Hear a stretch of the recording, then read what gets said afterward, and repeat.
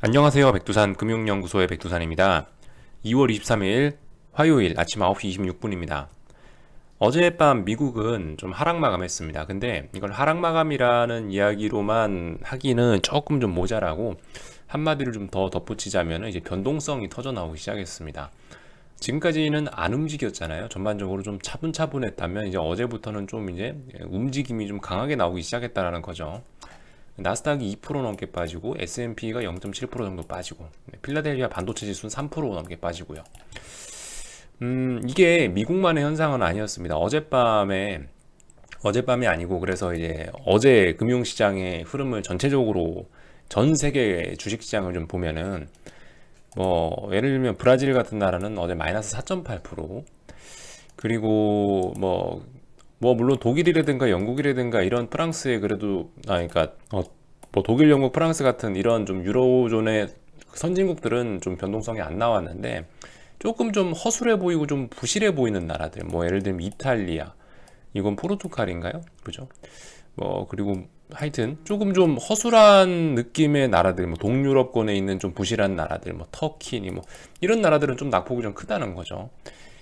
쭉 넘겨보시면 선전종합이 어제 3%, A50이 어제 4%, 인도는 2%, 2.2%뭐 이렇게 빠졌단 말입니다. 어제는 이제 변동성이 나오기 시작했다는 거죠. 이 모든 것들의 재료는 뭐냐? 제가 어젯밤 영상에서 이제 한번 쭉 읊어드렸다시피 이제는 악재가 슬슬 반영이 되는 것 같긴 합니다. 그 악재가 뭐다? 그 악재가 금리 상승, 그죠?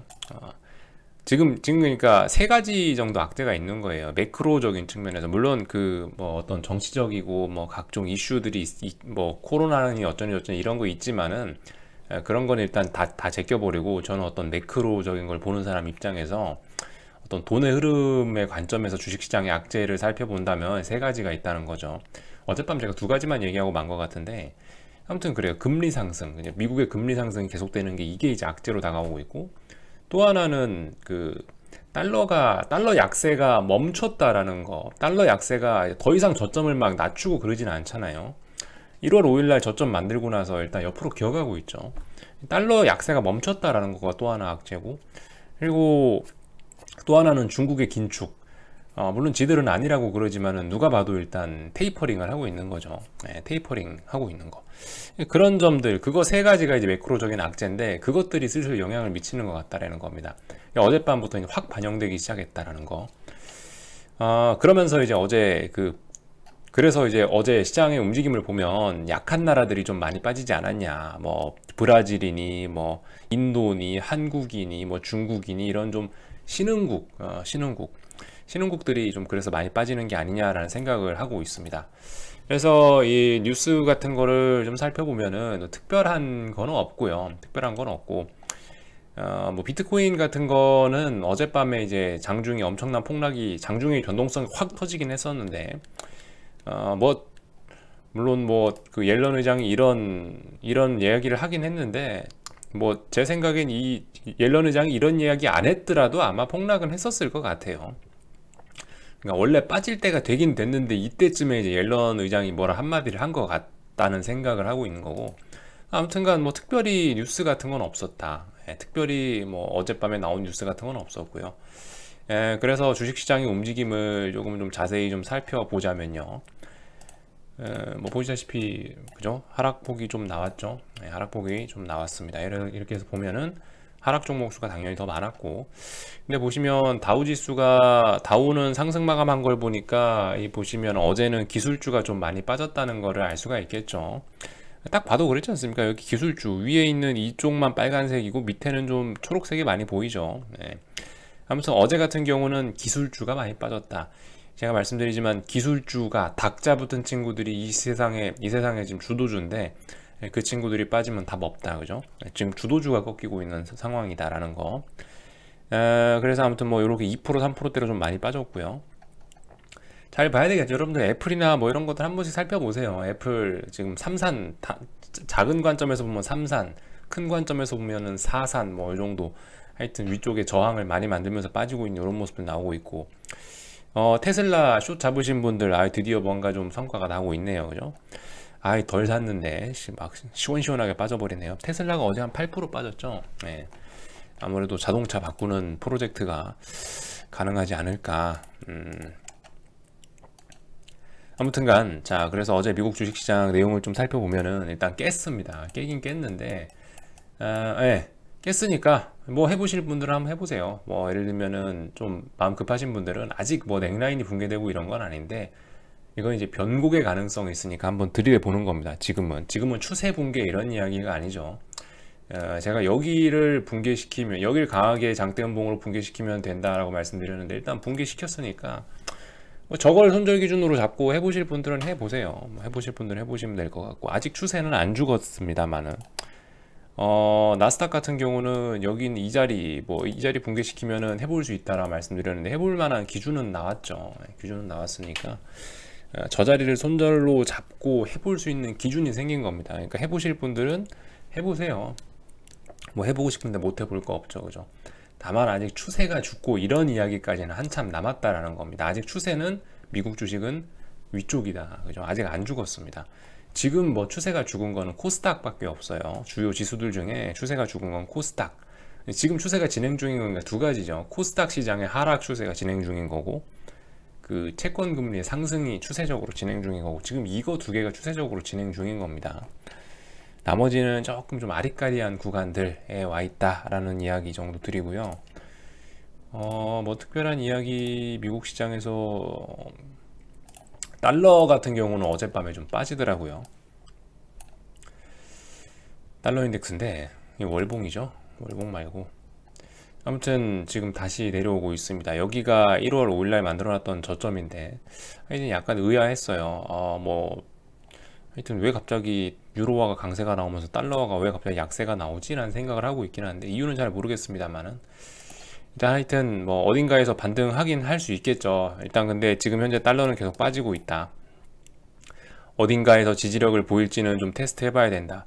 어떤 지지력이란 이야기를 할 수 있는 정도 라인이라면 여기 정도? 여기가 89.8 정도 됩니다. 89.8짜리 정도가 지지력이 있긴 한데 일단 모르죠. 일단 아무튼 달러 약세는 계속 진행되고 있습니다. 만약에 이 달러마저 강세로 전환된다면은 진짜 시장은 무섭게 흘러내릴 수가 있을 텐데, 아무튼 아직까지 달러는 그 단기적으로는 뭐 장기적으로 보면 멈춰 있고 이 하락이 멈춰 있는 거고, 단기적으로는 짧은 관점에서 보면은 이런 식으로 하락이 진행 중인 거고요. 이 어딘가에서 멈추고 나서 아마 제 생각에 어딘가에서 이제 저점 다지면서 올라갈 수 있을 것 같은데 아직까지 일단 그런 사인은 없고 아래쪽으로 진행 중이긴 하네요. 조금 깝깝하긴 하네요, 이거는. 뭐 이런 모습. 그럼에도 불구하고 원달러 환율은 계속 이렇게 상승하고 있다는 거. 왜 그럴까요? 한국은 신흥국이니까, 그죠? 지금 나왔던 뉴스들이 다 엄청나잖아요. 지금 채권 금리 올라가고 중국 긴축하고, 그리고 뭐 있죠? 네, 중국 긴축하고 뭐 이런 것들이 있지 않습니까? 그러니까 그런 그런 것들 때문에 신흥국은 지금 영향을 크게 받고 있다. 그래서 달러가 약세를 지금 보임에도 불구하고 뭐 환율은 계속 올라가고 있다. 이 정도 이야기할 수 있을 것 같습니다. 일단은 뭐 지켜보면 될 것 같고요. 그 어젯밤 같은 경우는 이제 시장 분위기가 안 좋긴 안 좋았어요. 보면 어젯밤 같은 경우는 이게 보통 주식시장이 강하게 하락하면은 뭐 안전자산 선원이 어쩌니 저쩌니 하면서 금리는 좀 내려오는 게 일상적인 일인데, 어젯밤 같은 경우는 이제 주식시장이 하락하면서 채권도 같이 팔았다는 얘기죠. 어제는 투자자들이 주식도 팔고 채권도 팔았다는 얘기입니다. 물론 이게 이제 정말 강하게 연속적으로 이어지면은 금융위기인 건데요. 아직 뭐 그런 걸 이야기할 때까지는 아닌 것 같은데, 아무튼 이제 어제는 그런 어제는 그런 일도 나타났다. 보통 주식 오르면은 채권 팔고 주식 팔면은 채권 사고, 뭐 요런 주식하고 채권이 약간 이게 서로 반대 관계에 있는 요런 자산군들인데, 어제 같은 경우는 그럼에도 불구하고 이게 이 금리의 상승 추세가 워낙 강해서 어젯밤엔 그래도 올랐다. 어제 주식시장이 하락했음에도 불구하고 이렇게 강하게 금리가 올랐다라는 게 좀 특징적인 모습인 것 같습니다. 겁나게 오르고 있죠. 추세 잘 진행 중이다 라는 거.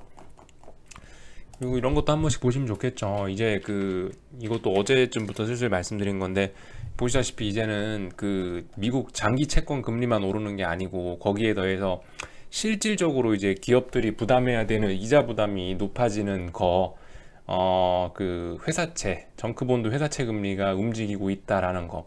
이미 투자 등급 회사채는 이미 금리가 오래전부터 올라가기 시작했고, 이 마지막 약간 투기, 그죠? 오버슈팅 나온 거죠. 오버슈팅 나오면서, 그러니까 정크본드, 회사채 정크본드들이 이 과매수 상태로 좀 들어가면서 금리가 한번 푹 떨어졌었는데, 이제 그 부분도 이제 다시 정상으로 가려고 하고 있다라는 거.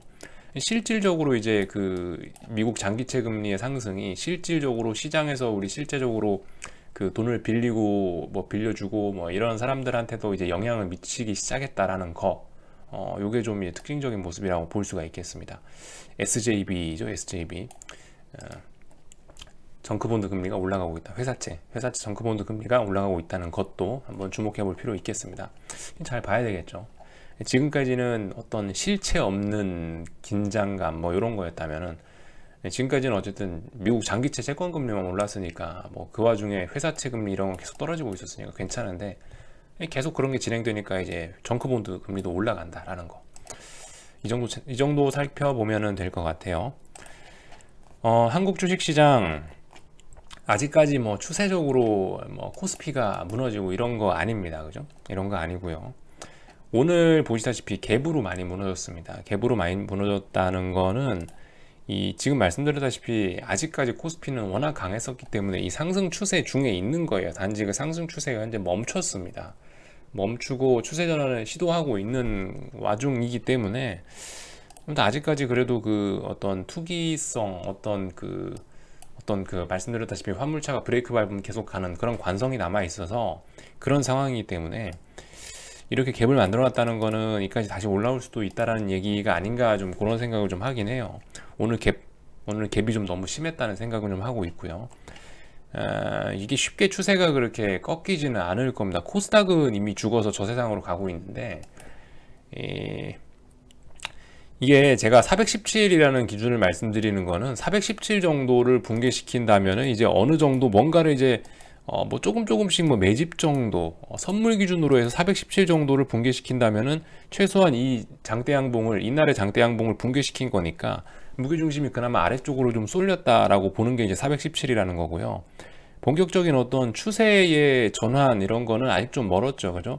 추세의 전환 같은 경우는 저는 409 라인을 추세 전환이라고 보고 있는데, 물론 뭐 선물 차트상으로 자세히 보면 여기저기 그 걸치는 라인들이 많습니다. 여기저기 좀 지지선이 되게 많은데, 제가 409라고 이야기하는 거는 409 자리쯤 가면은 409라는 자리가 여기서 한번 1월 18일 날 지지했던 자리이기도 하고요.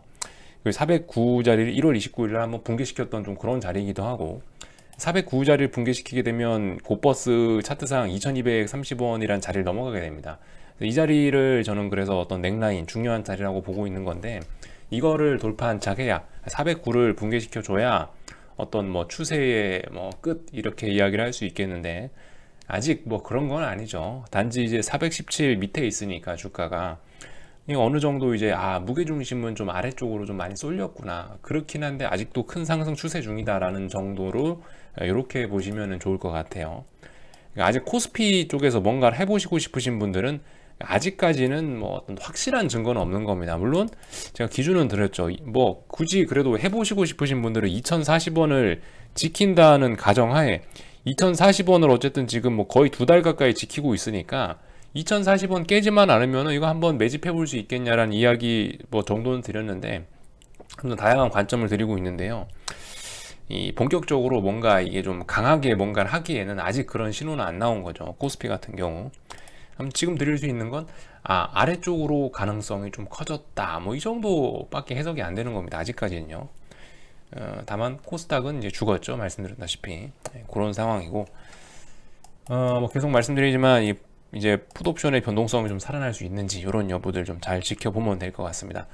아무튼 뭐 보시다시피 이제 계속 콜옵션 같은 경우는 계속 이제 저점을 낮추면서 어제가 좀 중요한 날이었는데 계속 이렇게 죽고 있기 때문에 아주 이거 뭐 여러분들 이거 조심해야 됩니다. 그죠? 굉장히 콜옵션의 반등이 참 오래 걸릴 수도 있다. 이게 보시면은 지금 기울기가 보세요. 지금 이렇게 빠지고 있죠. 지금 이 정도로 해서 지금 계속 이 정도로 해서 빠지고 있잖아요. 말씀드렸다시피 옵션도 똑같습니다. 이 옵션도 뭔가 어떤 방향성을 전환하거나 끝에 가면은 기울기가 가팔라지긴 해요. 지금 보시면 아직까지 안정적으로, 그러니까 무슨 이야기겠어요? 그러니까 이런 각도로 이렇게 슬슬슬 빠지면 이거 콜옵션 답도 없이 계속 죽는다, 계속 죽는다. 만약에 무슨 변동이 나타날 거면 차라리 이 아래에 있는 이 추세선을 강하게 깨면서 막 콜옵션이 막 죽어 내려가야지 그나마 어떤 반등의 가능성이 생기고 이런 거지. 이대로 가면 계속 콜옵션 죽는 거죠. 계속 지수 빠지는 거죠. 뭐 물론 지수는 안 빠질 수도 있겠습니다만 아무튼 콜은 계속 죽을 수밖에 없겠죠. 뭐 오늘 같은 날 반등하잖아요. 그럼 사실 반등해도 별로 안 좋아요. 반등 나와야 될 때에서 반등 나오는 거니까 콜옵션의 반등에는 오히려 더 안 좋다. 콜옵션이 다시 추세적으로 올라가고 싶기에는 이거 답도 없다. 이렇게 빠지면요. 오늘 뭐 보시다시피 이렇게 지금 여기서 안 빠지려고 하는데 빠지면 여기서 차라리, 그러니까 시장 반등을 보시고 싶은 분들은 오늘 차라리 시장이 개폭 나가기를 보시는 게 그게 더 나을 수 있습니다. 빨리 주식이 올랐으면 하시는 분들은 오늘 폭락이 나오는 게 더 속 시원할 수 있다고요.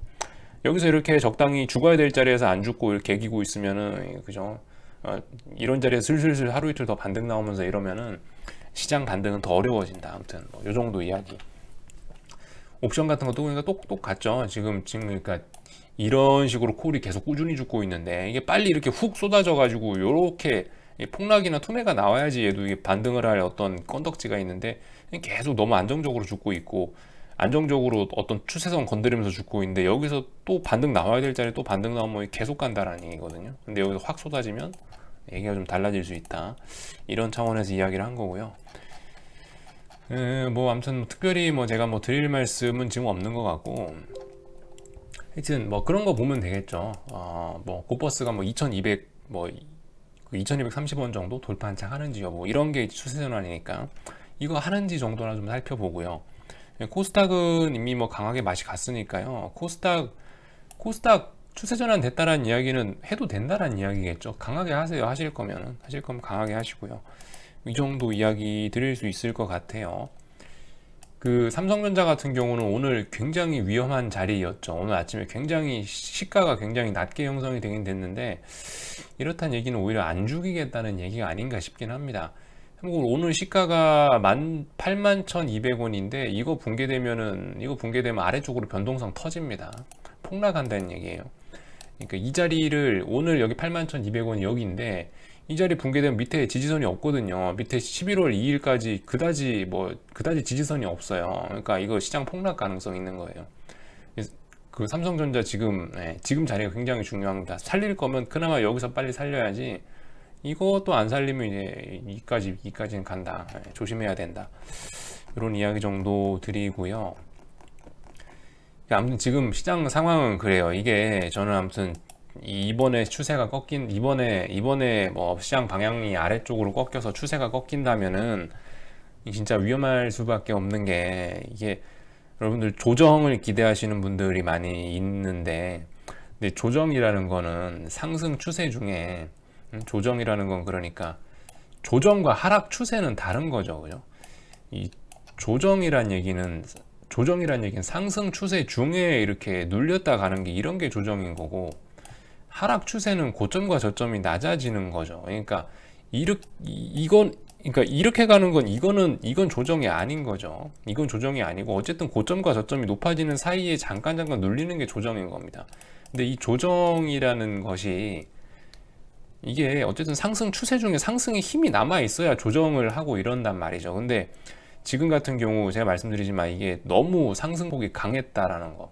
20년 만에 가장 강했지 않습니까? 특별한 이유도 없이 뭐 유동성 어쩌고 저쩌고 하면서 올렸는데, 이게 너무 강하면은 조정이 나오는 게 아니고 이게 그러니까 너무 강했다는 얘기는 상승의 힘을 다 소진시켰을 가능성이 있는 거고, 상승의 힘이 다 소진돼 버리면은 조정이 아니고 아예 죽어버릴 수가 있다고요. 그러니까 이런 점들을 좀 우리 고려를 해봐야 될 것 같아요.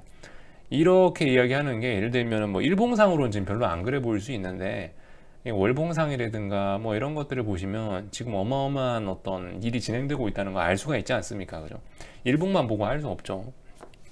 월봉 같은 것들 큰 그림들 한 번씩 보시면은 좀 위험한 자리에 와 있다. 너무 강하게 쐈다. 너무 강하면 부러진다. 근데 지금 이번에 20년 만에 한 번 나오는 정도로 강하게 쐈기 때문에 이거는 나오면 조정이 아니고 이거는 이제 하락의 시작이 되고 툼에 나올 때까지 빠지는 안 좋은 일이 생겨날 수 있다라고 이야기를 하고 있는 겁니다. 아무튼 뭐 타당한지 아닌지는 이제 여러분들이 한번 생각을 해 보시고요. 오늘 같은 경우는 제 생각에 보니까 코스피는 뭐 적당히 하다가 말 것 같아요. 삼성전자가 아주 중요한 자리에서 아주 중요한 자리까지 개파락해서 여기서 버틸려는 모습인 것 같고, 아무튼 선물도 적당히 오늘 갭으로 많이 아침부터 반영을 해줬기 때문에 오늘 뭐 장중에 뭐 추가로 뭐 더 그럴 것 같지는 않고, 말씀드렸다시피 오늘 반등하는 게 오히려 지수 반등을 보시는 분께는 안 좋을 수 있다라는 이야기 드리고 있는 거고요. 하여튼 뭐 이런 관점으로 한번 보시면 좋을 것 같습니다. 그래서 이 정도까지 할게요. 궁금한 건 리플 남겨주시고요. 한번 제가 이야기한 것들 한번 생각해 보시고, 뭐 말도 안 된다 그러시면 듣지 마시고, 말이 되는 것 같다 그러시면 한번 뭔가 해보시면 좋을 것 같습니다. 이 정도까지 하고 마칠게요. 궁금한 거는 리플 남겨주시고요. 저녁에 뵙도록 하겠습니다.